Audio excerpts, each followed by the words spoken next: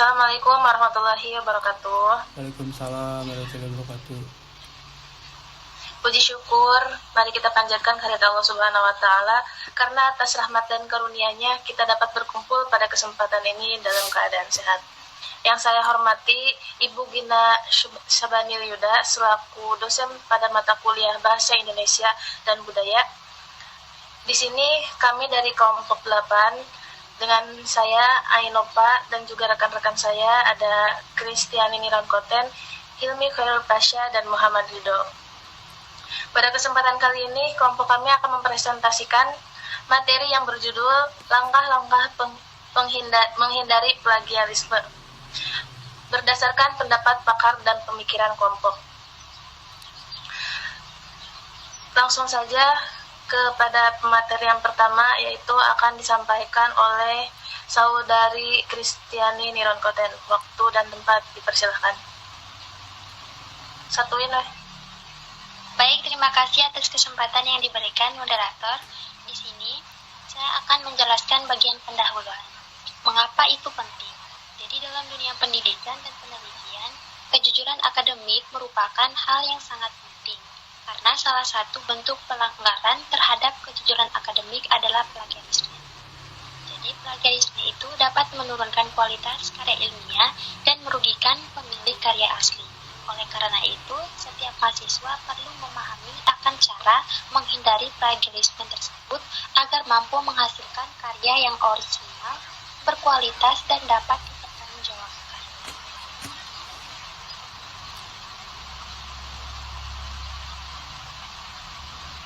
Di slide ketiga ini, saya akan menjelaskan pengertian plagiarisme. Jadi, menurut Kementerian Pendidikan Tinggi, plagiarisme adalah tindakan baik disengaja maupun tidak. Jadi mengambil kredit atas karya ilmiah dengan mengutip sebagian atau seluruh karya orang lain tanpa menyebutkan sumber secara jelas dan memadai. Jadi secara sederhananya, plagiarisme itu berarti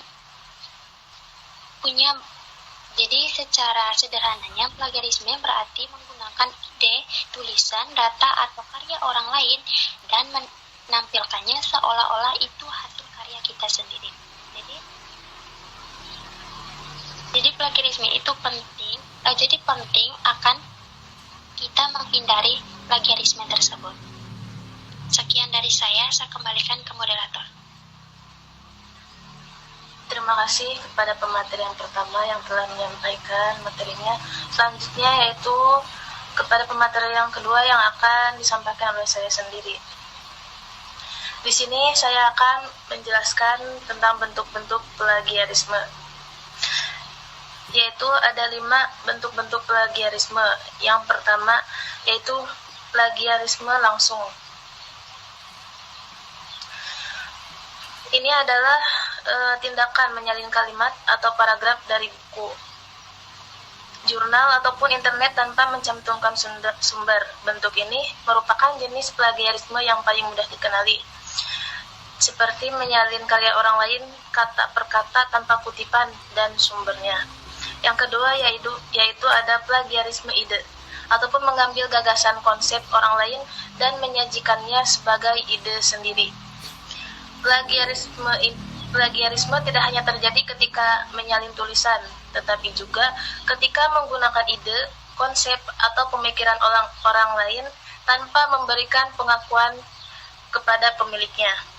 Yang ketiga yaitu ada plagiarisme parafrase, ataupun mengubah kalimat sedikit tanpa menyebut sumber aslinya. Banyak yang mengira cukup mengubah beberapa kata agar tidak dianggap plagiarisme, padahal jika struktur kalimat dan isi masih sama serta tidak mencantumkan sumber, tindakan tersebut tetap termasuk plagiarisme. Yang keempat yaitu ada self-plagiarisme, ataupun menggunakan karya sendiri yang sudah dipublikasikan tanpa keterangan. Ini terjadi ketika seorang itu menggunakan kembali tugas, artikel, ataupun karya yang pernah dibuat dan dipublikasikan tanpa menjelaskan bahwa karya tersebut pernah digunakan sebelumnya. Yang terakhir yaitu yang kelima, ada plagiarisme data dan media. Menggunakan data, gambar, atau media orang lain tanpa izin atau sumbernya. Misalnya mengambil tabel, grafik, gambar, foto, atau data penelitian orang lain tanpa izin dan tanpa mencantumkan sumber. Semua bentuk tersebut termasuk pelanggaran etika akademik. Boleh di next.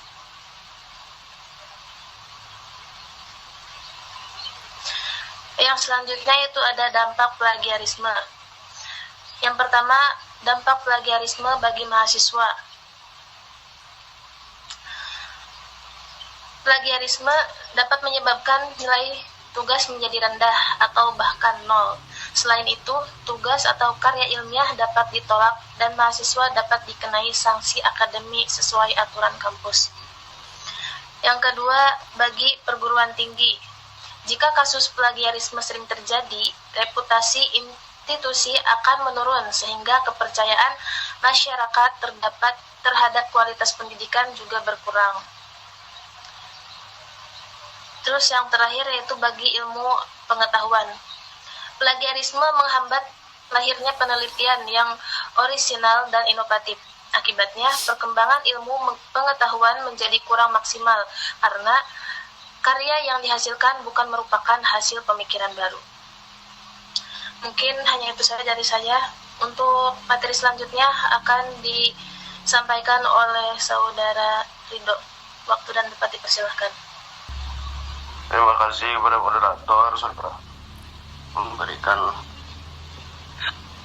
waktunya kepada saya untuk menjelaskan langkah menurut para pakar. Jadi menurut pakar yang pertama itu menurut Sugiono ya. Menurut Sugiono, setiap informasi, teori maupun data yang berasal dari sumber lain harus disertai referensi yang jelas melalui citasi dan daftar pustaka. Nah, yang kedua menurut M. Burhan Mungkin, menurutnya penulis harus memahami isi sumber terlebih dahulu, kemudian menjelaskan kembali menggunakan bahasa sendiri dengan tetap mencantumkan sumber rujukan. Dan yang terakhir menurut Kemendikti, pentingnya penerapan etika akademik, penggunaan kutipan yang benar, serta pencantuman sumber referensi secara lengkap dalam setiap karya ilmiah X. Nah, langkah menurut pemikiran kelompok yaitu yang pertama itu membaca dan memahami. Pahami isi sumber sebelum menulis, jangan asal salin saja. Yang kedua, tulis dengan bahasa sendiri, sampaikan informasi menggunakan gaya bahasa Anda sendiri. Jangan menggunakan bahasa orang ya. Dan yang ketiga, cantumkan sitasi. Setiap kutipan, data, atau teori harus disertai sumber yang jelas. Yang keempat, buat daftar pustaka. Semua referensi wajib dicantumkan di daftar pustaka. Yang kelima, kutipan yang tepat. Jika menyalin langsung, gunakan tanda kutip plus tambahkan sumbernya. Dan yang keenam, gunakan aplikasi cek plagiarisme. Gunakan Turnitin, Grammarly, dan lain-lain untuk memeriksa kesamaan. Dan yang terakhir, tanamkan sikap jujur. Kejujuran akademik adalah fondasi setiap proses ilmiah. Nah, pentingnya beretika untuk kita semua. Saya kembalikan lagi kepada moderator. Terima kasih kepada pemateri yang ketiga. Selanjutnya itu pemateri yang terakhir yang akan disampaikan oleh Hilmi Khairulpasya. Waktu dan tempat dipersilahkan. Terima kasih kepada moderator yang telah memberikan saya waktunya. Di sini saya akan membacakan analisis kelompok. Penyebab utamanya yang ke satu kurangnya pemahaman teknik penulisan karya ilmiah. Yang kedua, rendahnya kesadaran tentang etika akademik. Yang ketiga, kebiasaan mengerjakan tugas secara terburu-buru. Di sini adapun solusinya. Yang pertama, tingkatkan kemampuan membaca dan menganalisis secara mandiri. Yang kedua, bangun kebiasaan menulis dengan bahasa sendiri. Yang ketiga, tidak hanya bergantung pada aplikasi pendeteksi plagiarisme. Next.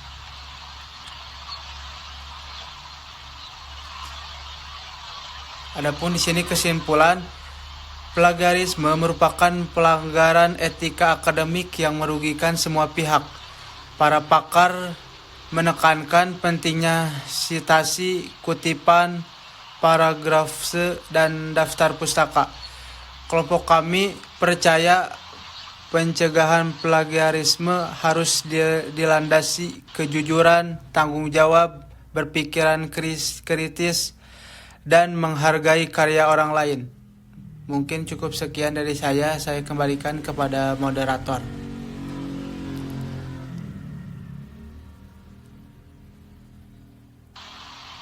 Baik, terima kasih kepada seluruh pemateri atas penyampaian materinya. Demikianlah presentasi dari kelompok kami mengenai langkah-langkah menghindari plagiarisme berdasarkan pendapat pakar dan pemikiran kelompok. Kami ucapkan terima kasih atas perhatian dari Ibu Gina selaku dosen pengampu pada mata kuliah ini. Mohon maaf apabila dalam penyampaian materi masih terdapat kekurangan. Kami dari kelompok 8 pamit undur diri. Wassalamualaikum warahmatullahi wabarakatuh. Waalaikumsalam warahmatullahi wabarakatuh.